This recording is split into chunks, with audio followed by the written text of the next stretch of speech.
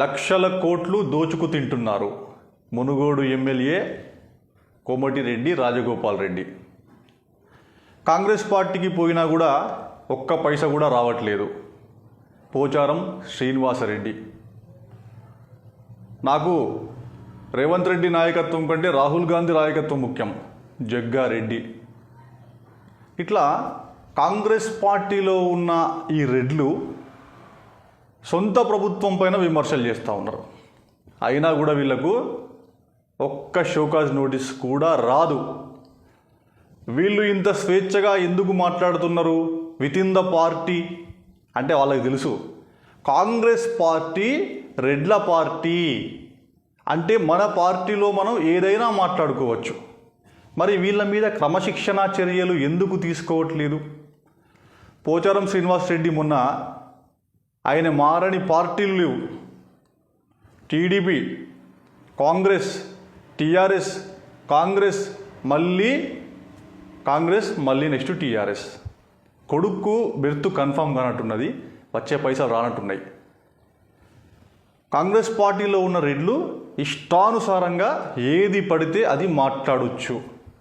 లక్షల కోట్ల అవినీతి జరుగుతుందని సొంత పార్టీ ఎమ్మెల్యే చెబితే కూడా ఎవ్వరు కూడా ఒక్క షోకాజ్ నోటీస్ కూడా జారీ చేయరు. అదే ఒకసారి చూడండి.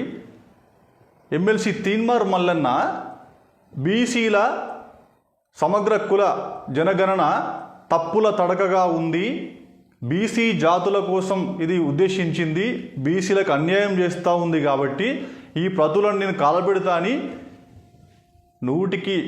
52% ఉన్న బీసీల తరపున మాట్లాడితే ఆయనకు షోకాజ్ నోటీసులు ఇస్తారు. ఆత్మగౌరవం ఆత్మాభిమానం ఉన్న వ్యక్తి కాబట్టి మల్లన్న ఆ షోకాజ్ నోటీస్ను ఫ్రేమ్ కట్టించుకొని పార్టీని ఒక కిక్కు కొట్టిండు, సొంత పార్టీ పెట్టిండు, తెలంగాణ రాజ్యాధికార పార్టీ. మరి రెడ్ల పార్టీ కాంగ్రెస్ పార్టీ అని తెలిసి కూడా మన బీసీ నాయకులు ఎందుకుంటారయ్యా, ఎస్సీ ఎస్టీ నాయకులు ఎందుకుంటారు ఈ పార్టీలా అంటే అవకాశవాదం, సొంత జనాల మీద ప్రేమ లేకపోవడం, ఆత్మగౌరవం వారికి లేకపోవడం వల్ల ఉంటారు. కాబట్టి వాళ్ళు ఏదైనా మాట్లాడతారు. రేపు పొద్దున ఏం మాట్లాడలే అంతా తూచ్ మా సొంత పార్టీది అంటాడు. ఈయనే మొన్న బీజేపీ పార్టీ పోయిండు, మళ్ళీ కాంగ్రెస్కి వచ్చిండు. రేపు పొద్దున మళ్ళీ ఏ పార్టీకి పోతారో తెలియదు. ఎటు పోయి ఎటు వచ్చినా మళ్ళా వాళ్ళ సొంత పార్టీ. సో కాబట్టి కాంగ్రెస్ రెడ్ల పార్టీ, టీఆర్ఎస్ వెలమల పార్టీ.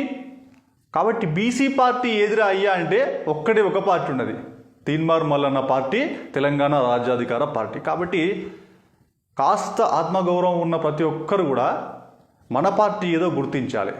జై బీసీ.